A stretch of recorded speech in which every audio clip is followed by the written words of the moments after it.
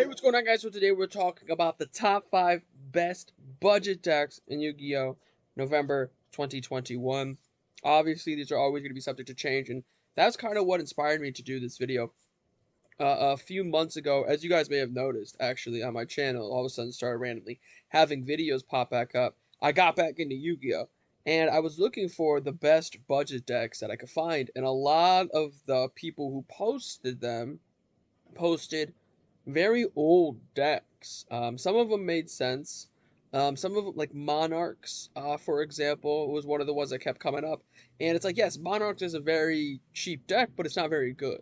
So these are not only 5 budget decks that are all going to be either $50 or less, but they're also fairly decent. And depending on your locals, depending on your matchups, could actually win you some in-store cash or some packs or whatever it is that your locals is giving away for you getting a first, second, or third place finish, right? And as you've already guessed, the first deck we're going to talk about is Crusadia. Now, Crusadia is another deck that gets talked about a lot with these, so I don't want to dive too deep into it.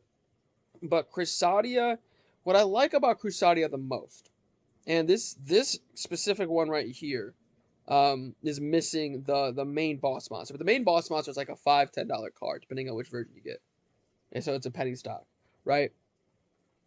It goes second very well. One of the best going second decks in the game. And the thing is with going second decks like Cyber Dragons, Mermails, which those can kind of go first or second, but definitely Crusadia, is that if you're always going second, you always win the die roll. Because your opponent is most likely going to tell you to go second. Like, I'm going to go first. Like, that's how usually the opponent is going to tell you if they win the die roll. And if your deck's already built to go second, and there's a lot of powerful hand traps already that you can beef up your Crusadia deck with, right? And obviously, $50 or under is considering that, you know, you already have access to cards like Ash Blossom and Joyous Springs and Infinite Permanence. I think just Ash Blossom, Infinite Permanence, and Nibiru's, I think play sets of all 3 of those cards are over $50 already, right? So we're just talking about decks, deck cores that you can get for $50 or less and build an entire deck off of that. And, you know, let's say you switch out Ash for Veilers, you switch out Imperms for Chalice, and all of a sudden, you know, the price of the deck is starting to go down a little bit,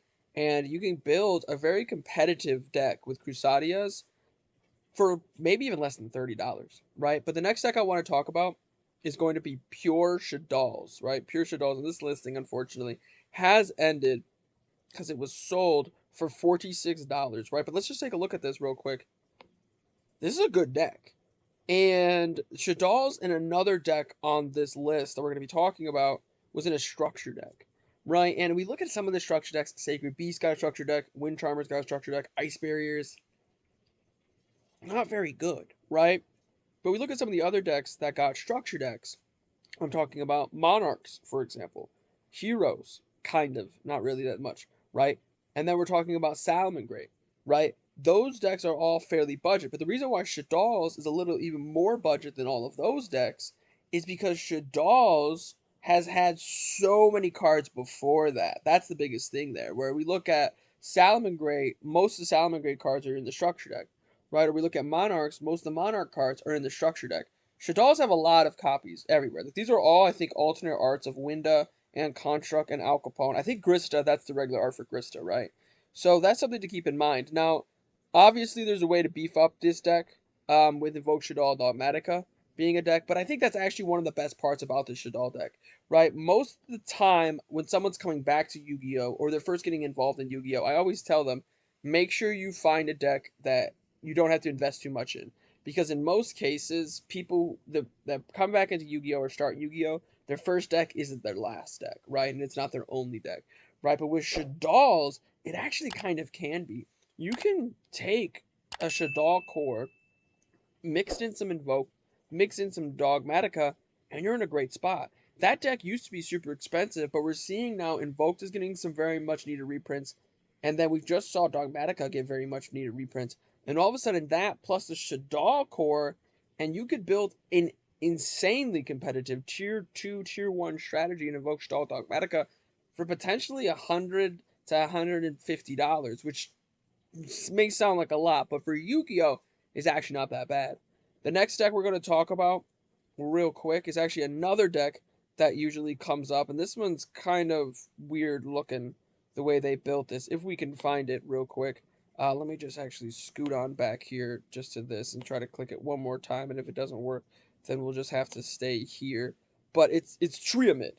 Okay, so Triamid makes it to this list because it's another deck that's always on this, right? It's another deck that's always on these type of lists. I'm trying to see if we can open up the image in a new tab. There we go. Right, so Triamid is always a deck that's on this list because it's so unique in its play style. It's so different with the way it wants to function.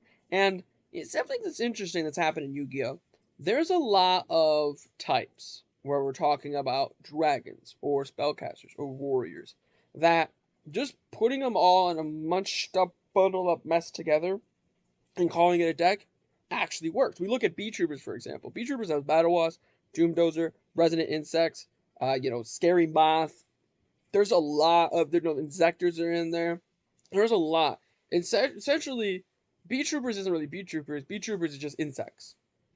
And rocks are no different. Now, Animancipators are unfortunately not as good as they used to be. Shout out Black Dragon being banned.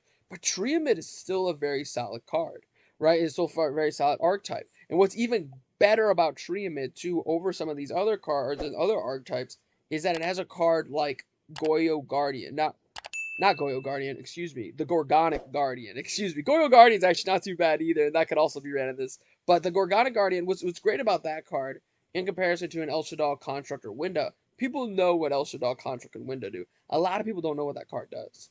And it's a very cheap, very budget option. And you look at this strategy right now, it did just sell for $46. There's actually kind of a lot here. So there's definitely a lot you can do with Triamid. Triamid's definitely a great archetype to look into. Especially just because just the core itself is very, very cheap. It's just about as cheap as Crusadia. The next deck we're going to talk about, I'm a little biased towards this, but it's Fur Hire. I personally love Fur Hire. That's why I put this deck on here. It probably, thinking of the other 5 decks, is the worst on this list here, but it still has a lot. It has recurability with a card like Seal. It has attack boost with a card like Bravo. It has, every single one of these cards have very relevant effects, and the archetype is still getting support. That's the interesting thing too. You look at a card like Dampa and Recon; those are pops. You look at Dinah, that banishes. You look at Wiz, that's a spell negate. Raphael, that's a monster negate. Beat, this is literally the searcher for the entire archetype. The field spell's okay. The link monster is really solid. Even the quick play is really good. So, and like I said, it's still getting support. And the interesting thing is $49.99. That's right on the nose, right? That's right on the nose of that $50 price tag. But you could probably find a lot of Fur Hire cards for even less than that, right? So that's the interesting thing too. When you're building a budget deck, you kind of got to weigh your options. So you can go to TCG Player. You can go to different, Troll and Toad, Yu-Gi-Oh! Daily to find specific cards, right? And I think Yu-Gi-Oh! Daily too has entire cores for decks. Or you can go to eBay. eBay is the only site that I've been able to find that has an entire pre-made tournament-ready deck sent to you, right to your door. And you got to weigh your options, right? Maybe if you can find the Fur Hire cards for like all these Fur Hire cards for like $12, $13 total on TCG Player, maybe it's worth paying the extra shipping for all those individual packages, right? Or maybe, this is what I like to do, you could find a seller who has all of these cards already in their inventory. And so you can get playsets from a seller. You can literally build a deck off of what a seller has, right? There's actually, even me, myself, you could build mostly Aqua Aquachas just from the cards that I am selling right now in TCG Player, right? And there's plenty of sellers with even more cards than I have. So that's just a pro tip. Just weigh your options. Never go right in like, oh, $49, buy that now. No, make sure you weigh your options. Make sure you find the right price for these type of cards. The last deck and archetype I want to talk about should be fairly obvious, but it's Cyberdark. I mean, right, it should be fairly obvious. Like I said, when I was talking about Shaddolls, this structure deck just came out. I see it literally everywhere. You can probably go to your local Walmart, spend $30, buy a bunch of buy 3 copies of the structure deck. You have a Cyberdark deck right there in and of itself.